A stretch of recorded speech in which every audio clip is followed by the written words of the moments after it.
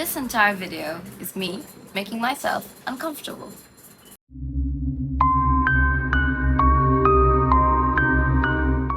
Hello, hi, I'm Rania.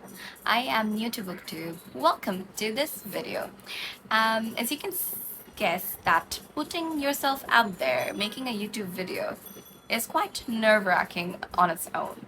However, that wasn't enough level of uncomfortable for me.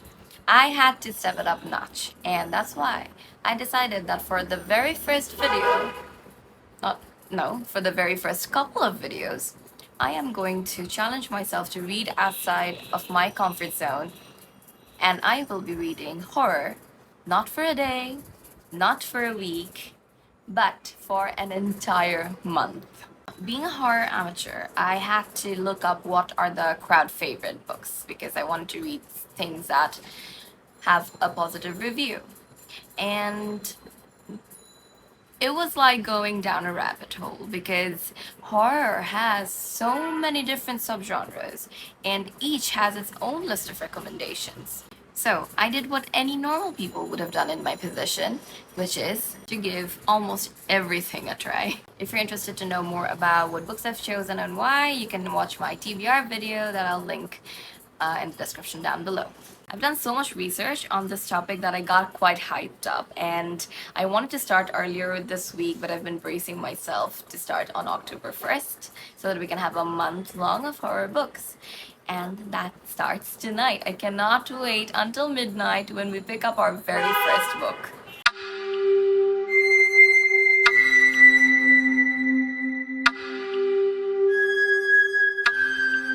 It is now midnight, and that means we get to officially start the challenge. And the first book is crucial for setting the tone for the rest of the month. I've given this some thought because the book needs to be the perfect combination of entertaining and spooky, but not too spooky so that I don't get scared off. And I think I'm gonna start with September House by Carissa Orlando because I just find the story to have such a cool, fun concept, and it also has like a lot of positive reviews. And the story follows Margaret and Hal. They're a happily married couple, and they finally decide to buy the house of their dreams. That is this beautiful Victorian house, and they get it at a very cheap rate.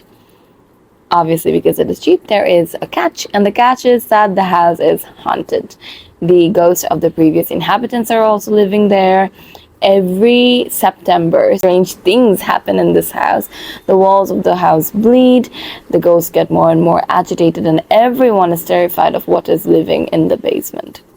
Now, after 4 years of living like this, Hal decides he has had enough and he leaves, and no one can contact him afterwards.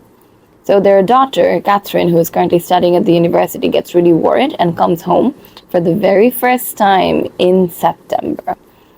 And Margaret doesn't want Catherine to know about the hauntings of the house. And the more they get closer to finding Hal, stranger things start happening. So yeah, it sounds really cool. But the thing is, it is past midnight, and I do have work in the morning.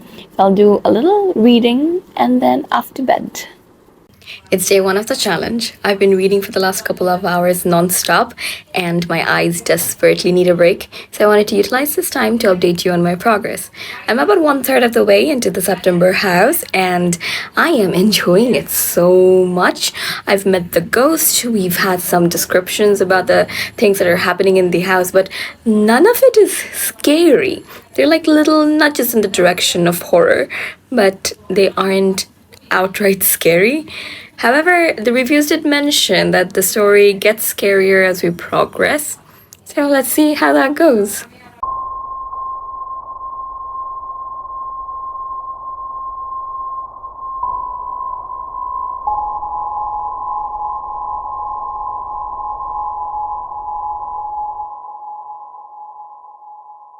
So we finished September House last night, and remember how I said that it wasn't that scary? Well, guess what? Things changed. It got spookier and things started happening, and it was just so engaging. Like the last 30% of the book was so gripping. I was hooked to the pages, just flipping through it. And one minute it's your typical haunted house, and the next minute things start escalating, and like, damn, there's a plot twist. And that was not the plot twist that I was expecting. It was so disappointing, that plot twist. And I got like really sad. Like, is this gonna be the ending? But no, that wasn't the ending. There was another plot twist, and things started getting exciting again. And I'm reading, and abruptly it just ends. Like, there is a resolution, yes, there is, but it just stops there and kind of feels unfinished. Like, I want to know what happens to the characters afterwards. What were their next decisions? I want to know that. I need an epilogue, but there is no epilogue, and that's the only downside of this book. Otherwise, I just enjoyed it quite a bit. I enjoyed it so much. I would highly recommend this book to anyone who's interested in giving horror a try. And I think it was a very good book to start the challenge with. But now we need to move on to book number 2. And September has given me such a confidence boost. I think I can tackle any horror book out there, and so I'll read the book that I am the most scared of reading, and that is The Night Stalkers. And if you've seen my TBR video, you know that Night Stalkers has like a gazillion trigger warnings. Anything and everything that you can think that can potentially trigger a person is in this book. But when I read the blurb, the one thing that I really liked about the book is its writing style. It seems very comedic, very dark humor. So I'm kind of curious to find out how the dark humor balances the gory details that are supposed to be in this book. Yeah, I'll start that now, and I'll keep you posted.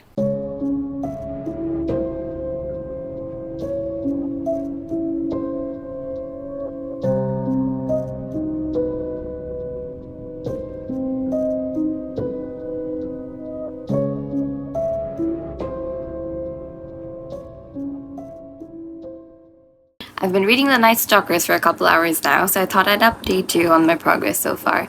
I'm about 20% into the book, and I really am enjoying the writing style so far. It's very light-hearted, airy, very humorous, as was promised. But rewinding a little bit, at the very beginning, I liked the fact that there was an introduction by Christopher Triana, and the way it was written, it does give you a warning about what to expect in the book. I think that's a nice touch, the way they wrote it. There's a line here where it says, sure, it's a black comedy, coal black, blacker than a crow's asshole, but a comedy nonetheless. And I think it says, like, it sets a very good tone about what to expect in the book. And then there's another gruesome, revolting, and utterly offensive trash fiction. So I guess that's what we will be reading.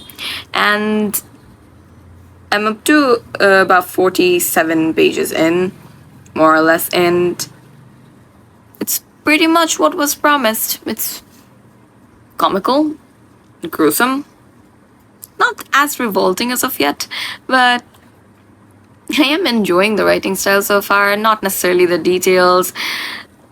A little worried about the author's mindset, to be honest. Like, how is this back and forth between the two friends about these situations, these topics? How can this be a product of sound, healthy minds?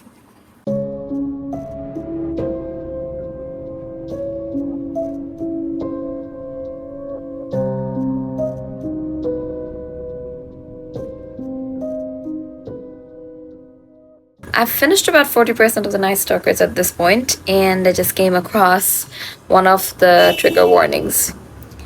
This trigger warning was particularly mentioned in one of the review videos that I saw. I don't know if it was mentioned in the trigger lists. I might have skimmed through it and just read a really long chapter about it. And the thing is, I don't think it's the trigger itself that is affecting me, but rather all the little step-by-step detailed description of the process of this particular activity. And it's described in such gory details. It is very, very disgusting. And after reading it, I just need a breather. I feel quite sick to my bones. Yeah. Good evening. It's day 5 and it's time for another update. So since we last talked, I did a little more reading that night on day 3. And then yesterday I had a terrible headache, so I slept in most of the day. But I managed to read some more of The Night Stalkers and we finished it last night. This makes me so happy. I was not enjoying the book. I was just dredging through it. I would have DNF'd it, but I don't really usually DNF books. And I wanted to see what happens in the end so that I could have a proper impression of the book and I could tell you about it. But it made me really happy that I finished it. Reading the book, it's like you are sitting in this pool of gore and intestines and other organs and bodily fluids, and you're just stagnant there. The story isn't really going anywhere. You're just sitting, you're in the middle of it. And I think it's exactly what was promised by all the reviews, by the authors themselves. They warned you at the beginning, at the introduction, and all the reviews mentioned this list of triggers, and it did not disappoint in that regards. It delivered exactly what it promised that it will. So overall, I don't know how I feel about the book, honestly. Let me give you a quick synopsis of the story. So there are 2 competing grocery chains. There is the Freshway and right opposite a newly opened grocery store, which is the Devil's Food. Now, Devil's Food is run by a satanic cult and they want to boost their sales, and in order to do that, they decide on a whim that they are going to kill off the competition, literally. So when the employees of Freshway have a night shift, that's when they decide to attack. And the story is all about that. It is set in Freshway and during the night shift, and talks about how the Devil's Food employee are attacking and literally killing off their competition. So to talk about a little bit more about the book itself, the writing, I haven't read any of the previous writing of the authors, so I cannot really compare how their other books are, but overall, I read from the blurb, from the introduction, from the closing, the writing stayed pretty much consistent. It was comical, it was very light-hearted and fast-paced, so I enjoyed that aspect of it. I think I'd like to sit with my thoughts a little more before coming to a final conclusion on The Night Stalkers. But in the meantime, let's move on to book number 3. So when I was thinking about what book to choose next, I was hoping to get something that has good reviews, that most people have enjoyed over generations. It's known as a classic in the field of horror. Weather today has been so gloomy. It's been raining all morning. It's a perfect weather to cozy up on the bed with a nice warm drink. And I think it's a perfect weather to read a gothic literature. So the book I'm choosing is Frankenstein by Mary Shelley. The version I have here is the 1831 version, but that's all right. I did not actually know until recently that there are 2 different versions. So I'd like to read this one for now, this challenge, and maybe in the future at some point I'll read the next version. I don't usually read classics, but I did like reading Wuthering Heights, and I have a good feeling about this. I think I'll enjoy this quite a bit. I'm hoping to take my time with this book. I want to really delve into the story, read at a relaxed pace. Alright, so let me get myself that hot drink that I promised myself, and then we can get right into this book. I have my coffee right here, and with my book. So let's start reading.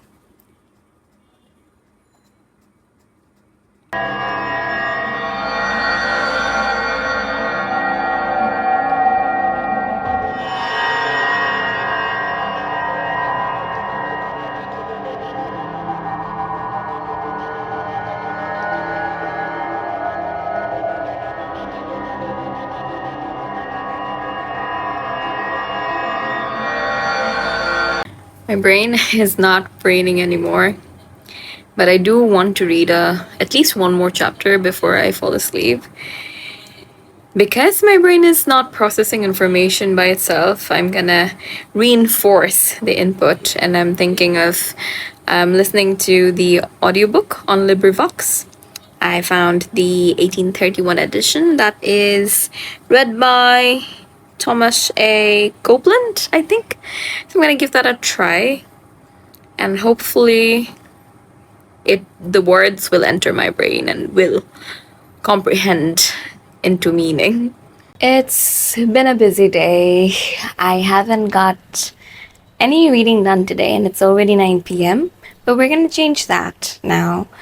Before we do that, I just wanted to quickly update you on my progress with Frankenstein so far.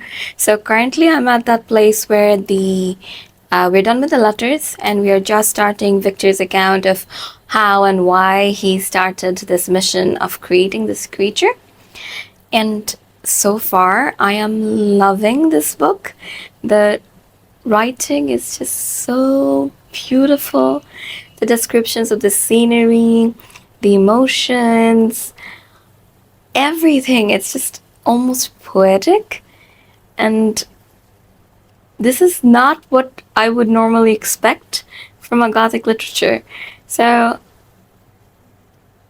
I'm really liking this. It's so nice after reading Night Stalkers.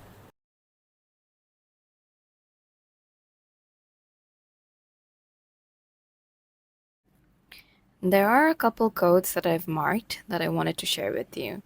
These resonated with me, and I thought maybe it will resonate with you too. The first one is as follows: For nothing contributes so much to tranquilize the mind as a steady purpose, a point on which the soul may fix its intellectual eye. To me, it's just a beautiful way of saying that we all should have a purpose in life, or we're all seeking a purpose in life, and that makes us feel like our time is well spent and it's worthwhile. And I just relate to it so much because I personally am a little bit of a workaholic. I enjoy having passion projects, and it just hit the spot right there. The next one is a little sad, and it beautifully portrays the feeling of loneliness. And I think if you've moved to a new area, a new country, if you've left your loved ones behind somewhere, you will probably also resonate with this. I have no friend, Margaret. When I am glowing with enthusiasm of success, there will be none to participate in my joy. If I am assailed by disappointment, no one will endeavor to sustain me in dejection. I shall commit my thoughts to paper, it is true, but that is a poor medium for the communication of feeling. I desire the company of a man who could sympathize with me, whose eyes would reply to mine. Over the next couple days, I slowly got through Frankenstein. I listened to the audiobook on my commute to and from work and read the physical copy whenever I got the chance. The book is very heavy on the emotions, particularly the monologues that sometimes got tedious, but overall I loved reading Frankenstein. I love how it wasn't only a story about a monster, but also love and connection and relationships and the feeling of belonging and loneliness. It made me feel, think, and imagine. I empathized with the monster so much. And frankly, Victor's character was so annoying. I found him to be like a whiny kid, always stuck in his thoughts and speculations, but never really taking any proper action. This book was like salve for my soul after Night Stalkers. Mary Shelley's beautiful writing and Thomas Copeland's dramatic and varied narration made for a warm and cozy reading experience. The next book I picked up was Incidents Around the House by Josh Malerman.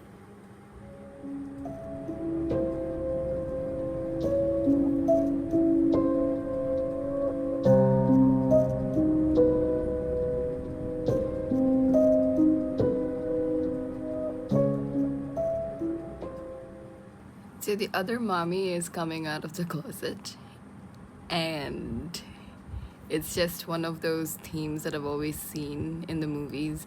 The ghosts, the creatures coming out of different things like the TV or closets. And now that is very scary. I have high expectations for this book to actually be the one to scare the heebie-jeebies out of me.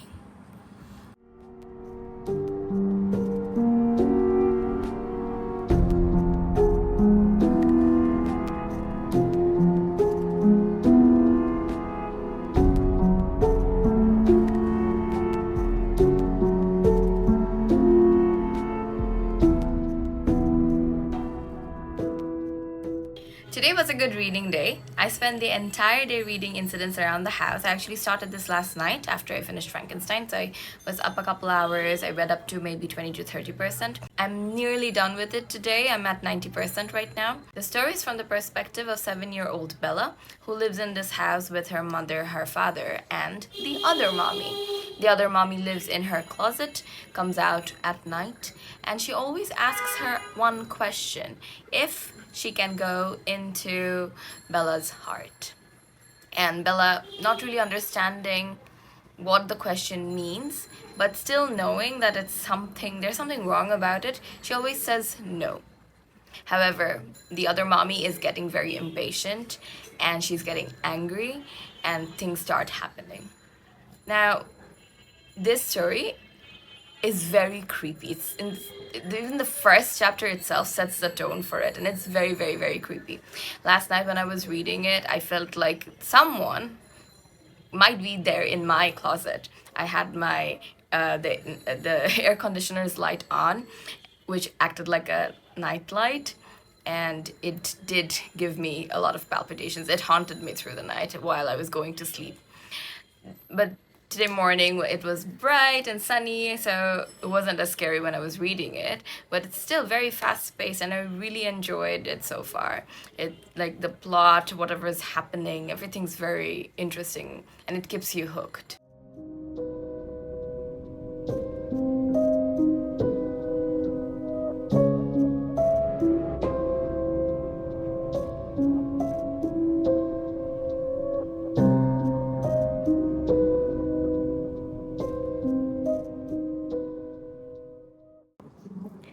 I just finished the book and it is so scary till the end, and I'm not a huge fan of the ending. I am quite shook. I still don't understand the role of that potential solution. Like, it didn't make sense to me at all. And then the ending itself was not what I would like this book to have. I don't want this book to have this ending. And even more so, I have so many questions. What happens next? What happened? It's like I'm grasping at straws and trying to make my own connections to this, to this conclusion. It is a good book. I really enjoyed it, and it is going to haunt me for a while. I can feel it already. This ending was definitely very scary. I enjoyed it. I think I'm gonna give it a 4 out of 5 stars. I think I'll continue with this theme of possession and paranormal and read Come Closer by Sarah Graham. This is a short demonic possession story. Amanda is happily married, leading a perfectly normal life, but then things start changing. She has a voice in her head, she starts having obscene thoughts, her fashion taste changes, She notices lapses in her memory, time that she cannot account for. She gets urges to harm her loved ones and do things she normally wouldn't do. By the time she realizes what is happening, it might be too late for her to wrestle her life back from the demonic possession. I finished Come Closer today, and let me share my thoughts. Like, I don't think I've updated you even a bit about it. So, it was a very short and quick read. It is like, I think, about 150 pages or so. And I think because it was so short, we just dive right into the story from the very beginning. We are seeing things, we are following this character, Amanda. We are seeing how she sees life. We are doing what she's doing. We notice the gradual changes that she's experiencing and all of her feelings. And we see how this demon is just slowly taking over her life and how she's wrestling to get her mind back.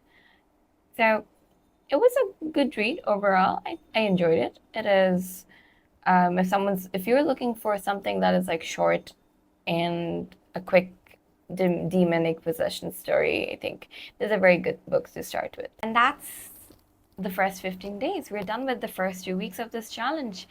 It just flew by. And I'm so surprised. I made such good progress. I did not, like, I expected to read like 4 books in the span of this entire month, but no, I'm already done with 5. I'm very happy with myself. But that will be all for this video.